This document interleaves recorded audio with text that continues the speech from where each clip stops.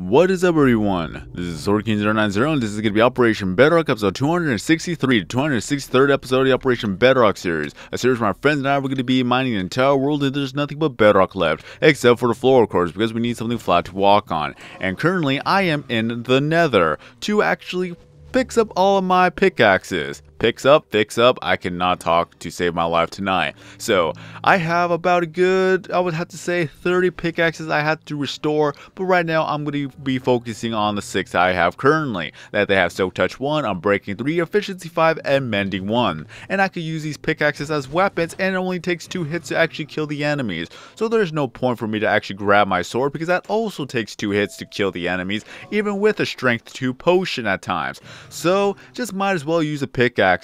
And also that for every XP drop they do, it goes towards the mending tool that I have in my hand, which hence actually repairs the pickaxe in the long run. So you see it actually refill it little bit by little bit. So I'm very happy that we have mending, especially with the librarian that actually gives us good old mending for 10 emeralds apiece. So it's a little bit OP, I will have to say, but in the long run, it helps out a lot with the armor, with the tools, with all the other things. I could actually put mending on there. So I'm very happy with the update that we have mending as well as frostwalkers, since I do have some librarians that gives us frostwalker, which I'll be using to help drain the ocean. Since we don't have any sponges or ocean monuments for that matter, that is where it's going to help us the most. And one thing I have to note, I'm pretty sure you all actually caught that up, that I do say actually a lot. I notice it. I notice it way too much. I know. I keep saying actually. It's kind of like one of the other sentence fillers that I do say from time to time. And time, I cannot talk again. It's been a long day. I've also done a little bit of a live stream. I did a lot of talking with that live stream, especially by myself, since I was trying to entertain people, even though not many people showed up for the last 30 minutes, but just as long as I don't make a silence of the whole last 30 minutes, I try to make it as entertaining as possible. So I was talking a lot during that live stream, but I'm going to try to work on not saying actually a lot. I'm going to try.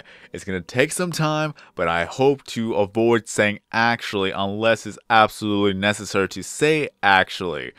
It's just one of those things. And that's one of my other sense fillers. So if it's not one, it's going to be another. And I say this a lot, that I try to avoid a lot of sense fillers, but it just happens to be that way. But as long as I'm not using uhs and ums, I'm just happy that I'm able to go through a whole commentary or even a live stream without saying uhs and ums. Unless if I'm actually talking to my friends, that's a different story, but usually I avoid saying uhs and ums entirely for a lot of the live streams, for a lot of the commentaries. I'm very happy to get that out of my mind for the longest of time. If you were to take speech classes, that is the one thing they tell you not to say. The uhs and the ums are what kills a commentary, what kills a broadcast, what kills a speech for that matter, because of course it is a speech class and you have to present in front of the classroom, which of course that's one of the things that a lot of people fear. Like one of the #1 fears is public speaking, because you're in front of an audience, people may be judging you if you don't know how to speak, and it's also embarrassing to go through that if you keep messing up. So just getting in front of a whole entire crowd just to do one speech, even if it's a short speech, your heart is racing, you start sweating, the adrenaline's pumping. It's just one of those fears that a lot of people go through. Some say they would rather face death than to do public speaking. So that is a huge impact for public speaking, or even public speakers, to have this kind of weight upon them. But going back to what I said earlier, the thing that I avoid most of all is saying uhs and ums. Unless if I were to go to a comedic value type of deal, because some of it kind of calls for it, but it's just I go ahead and avoid it altogether in most of my commentaries. And I say most, because I'm pretty sure people would assume that I say uhs and ums when I'm doing a jump cut, but that is not the case. It's that sometimes I just need to take a breather, or that I need to recollect my thoughts so that I can continue on with the commentary. Otherwise, there would just be a long silence, and I don't want to have that either.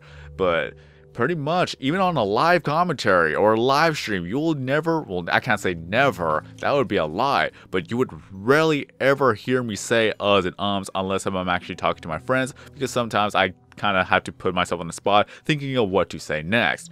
But overall, I just avoid that, and I just want to say, if you want to actually pretty much improve your speech, then go ahead. Wait, is that proper? Improve your speech? Yeah, I think that would be proper. But improve the way you speak, then take speech classes. Some of them you probably will have to face your fear of public speaking. I remember this long ago. I'm pretty sure that people still have it in elementary school. Not too sure, don't quote me on that, but I remember from my experience from elementary school that we would have recitals, whether it be a poem, whether it be just a paragraph to memorize. Don't you remember that? If you still have that, then let me know in the comment section below. But back then, for myself and a lot of the classmates, we had to remember or memorize a lot of the lines for us to go ahead and stand in front of the classroom and recite it. Usually we all have the same thing, but it's just so nerve-wracking, especially when you were young. And the thing is they don't even really teach you how to avoid being publicly frightened, or have stage fright, or have that little anxiety that happens. They did not teach you how to do that. If they were to teach you how to avoid that, then a lot of the recitals would have been better for a lot of the students. So for the teachers out there who may be listening to this, and if you guys have to actually tell us to do these recitals, or tell the children to do recitals, please let them know some techniques to avoid anxiety, to avoid being stage frightened, and to avoid saying uhs and ums and things like that. Just teach them how to become better speakers. Again, it's one of those fears that a lot of people have, and I still have a little bit of an anxiety even from any confrontation. I'm an introvert. I don't like confrontations, but if I have to experience it, then my hands start shaking, my heart starts racing, and then I try so carefully not to make the situation worse than it would already be, because usually the person who's confronting you is the one that's causing a scene, and is also being the person that actually makes it worse without you doing anything. You could just say nothing and you could get in trouble. So no matter what you do, that anxiety is not going away until the whole entire situation is done and over with, and then you have time to calm down. I just hate it. I honestly hate it. I'm pretty sure a lot of people hate that as well. So just one of those things that public speaking kind of helps you deal with. It's just you have to stay calm, you have to breathe. If you have to take a little bit of a breather, just probably like a few seconds to recollect your thoughts, then that's all you need to go ahead and say the next line and things like that. And the reason why I'm talking a lot about this is because a lot of people want to become YouTubers, and one of the things that people have asked me is, how do you become a better video maker, or how do you make your videos better? And usually the thing that I do say is, if you're going to do a lot of commentary, be sure to avoid the uhs and the ums, because me personally, since I've been taking speech classes, well, I've already taken 3 of them, and I still have a little bit of stage fright, but overall, that with the whole speech thing, or with the commentary wise, when me saying, or if I can even talk correctly, that's one of the things that is kind of tough, but just as long as you get the fundamentals, you get the basics done, then you could easily get speeches made and easily well spoken. It's just I'm on the spot, I don't have a script, so I still have a little bit of trouble speaking half the time. But overall, again, oh hey buddies, you're being kind to me right now, and my armor is depleted. Yeah, that's gonna be fun. But the one thing that it taught me is to avoid saying sentence fillers like the uhs and the ums, and sometimes the likes and other things you may have said. And I did say earlier that if you lose one sentence filler, you're going to be adopting another sentence filler without even realizing it until somebody else points it out for you. And a lot of times that has happened, but usually I'm self-aware of a lot of the things. But in any case, that if you are able to avoid saying uhs and ums, then you are going to be ahead of the game for a lot of commentaries that you're going to be making. You're going to be ahead of the game with a lot of other commentators too, because usually whenever I listen to a video, every single time when I hear an uhs and ums, I kind of drone out, or I don't even want to listen through the commentary any longer. It's very, very distracting.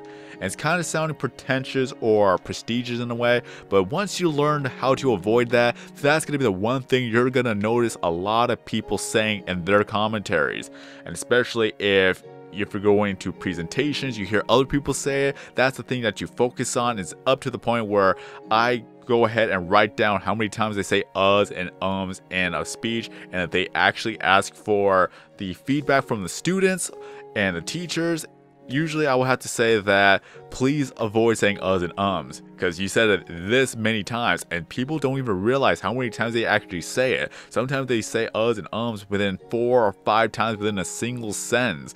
So it is very noticeable, it's very distracting, and if you want to become a public speaker or a commentator, or you want to improve your speech or how you say things, then that is one thing you have to avoid. Casual conversations nobody cares for, but if you're presenting yourself and want to be more professional in a way, then that's a thing that you have to avoid. And I do realize that I've been saying the same point over and over again. Again, I don't have a script, so I'm just going with the flow, and it leads back all full circle many times. So just, if you want to take speech classes, because it's gonna help a lot. It has helped me a lot when it comes to avoiding sentence fillers and things like that. It has improved my speech and commentary. Just when I am on the spot, I stutter a lot. That's the one thing I cannot control so far. So it's just going to be one of those things too. I stumble, I stutter, and I just have to live with it. So I just continue on making the videos, making the commentaries, and if you were to look at my older videos and look back of how I was before and how I am now, you can see a major improvement. And at least that is something to show for everybody. A lot of my older videos, I stutter, I say the uhs and the ums, and I just didn't overall have a good commentary back then. And I can't even really hear or even taking a listen to a lot of my older commentaries, especially when I have a terrible microphone back then. I just can't bear to listen to it. That's the problem with improving. If you improve, then you don't want to hear your old mistakes here and there. But it's just something that people could actually look at and probably get inspired. Because if I was able to improve my commentary, so can you. Just one of those things that a lot of people ask, of course. It's just how do you become better or a better YouTuber? Mainly just have fun with it. Just completely have fun with it and put your personality into it.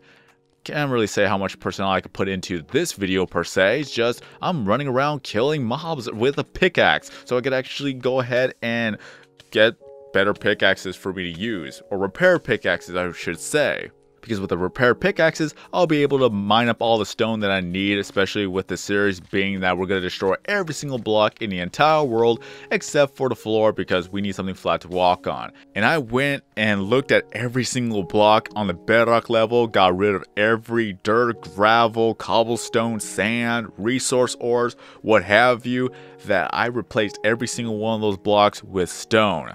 That is how OCPD I am when it comes to this thing.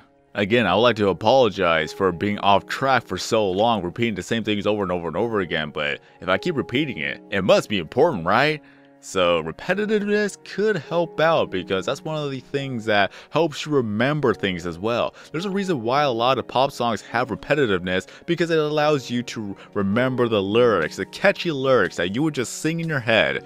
So I guess it kind of helps, but overall, I know that I completely derailed from what's going on in Minecraft. So in Minecraft, we are destroying a lot of blocks. We're still on the east side, where we're going to go ahead and get rid of all the blocks in the staircase. And then we're going to go to the north side, do the same thing, then to the west side, then back down to the south side, and then from there I believe we're gonna go ahead and destroy all the trees, because why not? Just get a lot of planks for us to make into more pickaxes and things like that. Then I'm gonna go ahead and quarter everything off. Is that we're gonna go into the center, we're gonna be making a giant mine shaft from the north, east, west, and south, so that will be divided up to 4 corners. And then from there, finally we're gonna go ahead and work on mining up each corner. Just go ahead and take each quadrant, make it all down to bedrock, and then from there I guess we're gonna be done. I guess that's how it's gonna be. So that's all I could really say what's going on with Operation Bedrock, and of course that I am still slow, bad at time managing, and I hope to become better in the future. I talk a lot about this in Operation Blackout, so I just don't really want to go ahead and repeat everything I've said already in Operation Blackout. So go ahead and take a look at Operation Blackout episode 45 for a lot of the things I've already talked about. So that is all, and again, I apologize for the repetitiveness if I could talk right, but I really hope that it has helped you think about if you're going to be making some live commentary, live streams, or just making videos in general. So just avoid saying uhs and ums and other sense fillers. If you have to take some speech classes, take some speech classes because they are going to help you a lot with improving your speech, knowing what to do, how to do research, just overall, just make better videos if you're going to be making videos, or just presentations for that matter, because videos are presentations if you think about it. This is a presentation, just has visuals and just has an audio commentary in the background. So I guess that's one of the ways to become a better YouTuber, just know how to speak.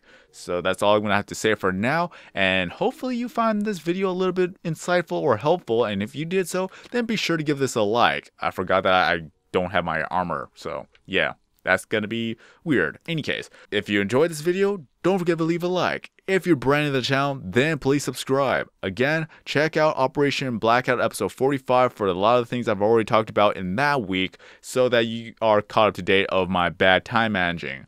Alright. So, until then, I've been SwordKing090. Have a great day, everyone. And as always, I'll see you guys next time in a new video or live stream.